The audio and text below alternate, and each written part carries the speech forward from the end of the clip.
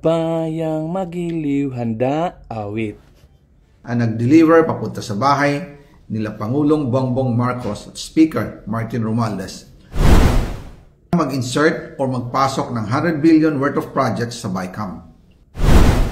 Sana po ay hindi nila ako mapatay bago ko mailabas ang lahat. Ginawa ko lang ang utos sa akin, pero ngayon, handa na akong harapin ang lahat. Ginagamit ng administrasyon ang buong resources ng bansa para tumahimik ako. That he will shoot me if I will talk. Gagamitin ako bilang panakipbutas sa kanilang kampanya laban sa korupsyon. Hindi na ako mananahimik, ilalabas ko ang lahat ng katotohanan. May resibo, may ebidensya, at may pangalan. Para sa bawat Pilipino, alam ko na buo ang galit ninyo sa akin ngayon. Nauunawaan ko rin kung bakit. Lalo na at malaki ang halagang nakataya. Pero bago kayo humusga, hayaan ninyong ipaliwanag ko ang buong katotohanan. Matagal akong hindi nagsalita dahil may direktang utos sa akin. Huwag nang bumalik ng Pilipinas at manahimik na lamang. Umalis ako noong July 19, 2025 para sa aking medical check-up. Nakaplanong bumalik pagkatapos ng SONA ni Pangulo. Pero habang papauwi na ako, tinawagan ako ni dating Speaker Martin Romualdez at sinabihan, "Stay out of the country. You will be well taken care of as instructed by the President."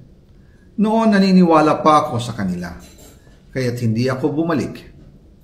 Tumikom ang aking bibig, sumunod ako, pero ang hindi ko alam, ang ibig pala nilang sabihin sa aalagaan ka namin ay gagamitin ako bilang panakipbutas sa kanilang kampanya laban sa korupsyon. Ginawa nila akong poster boy ng kanilang sariling kasinungalingan. Ngayon, hindi na ako mananahimik, ilalabas ko ang lahat ng katotohanan. May resibo, may ebidensya, at may pangalan. Nagsimula ito nung tumawag si Sekmina Pangandaman sa akin nung nagumpisa ang BICAM process last year, 2024. Ang sabi niya, katatapos lang ng meeting nila ni Pangulo at may instructions na mag-insert o magpasok ng 100 billion worth of projects sa BICAM. At sinabi pa ni Sekmina, you can confirm with Yusek Adrian Bersamin dahil magkasama sila sa meeting ni Pangulong BBM noong araw na yon. Tinawagan ko po agad si Yusek Adrian Bersamin at tinanong ko kung may instruction na ba ang Pangulo na magpasok ng 100 billion during their meeting. Ang sabi niya ay totoo nga po. Right after our conversation, tinawagan ko po si dating Speaker Martin Romualdez at nireport ko ang instructions ng Presidente to insert the 100 billion projects. At sinabi niya sa akin, what the President wants, he gets. After ng ilang araw, nag-set po ng meeting si Sekmina Pangandaman at Yusek Adrian Bersamin sa amin ni dating Speaker Martin Romualdez sa Aguado Building in front of Gate 4 ng Malacanang at nandun din po si Yusek Jojo Cadiz. During the meeting, binigay po ni Yusek Adrian Bersamin ang listahan na worth 100 billion.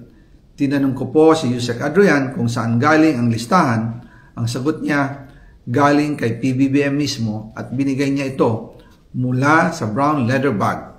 Nung sinabi po ni Yusek Adrian Bersamin yung brown leather bag, naalala ko noong nasa Singapore kami right after the elections of May 2022 sa Hilton Hotel, kami ni dating Speaker Martin and PBBM habang pauwi at pabalik ng Pilipinas, hinabol ng PSG ang brown leather bag at ang sabi ni PBBM, maiwan na lahat, wag lang ang brown leather bag.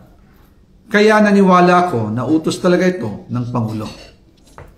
Pagkatapos ng ilang araw, I informed sina dating Speaker Martin Romualdez, Sekmina Pangandaman, Yusek Adrian Bersamin, and Yusek Jojo Cadiz na kung pwede 50 billion lang ang ipasok sa program funds dahil sobra ang DPWH funds versus sa DepEd. In practice, hindi pwede na mas malaki ang budget ng DPWH kaysa edukasyon.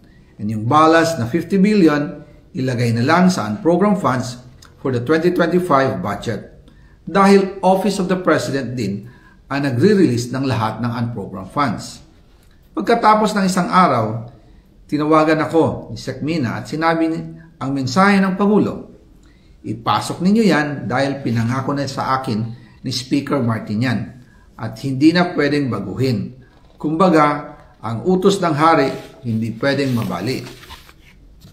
Again, I informed the Speaker and asked clearance about the instructions ng Pangulo. At ang sabi niya, wala tayong magagawa. Kaya po nagtataka ako kung bakit sinasabi ni Pangulo na hindi niya makilala ang budget, samantalang lahat na binawas at dinagdag sa mga ahensya ng gobyerno ay humihingi ng approval sa kanya si Sec Mina Pangandaman.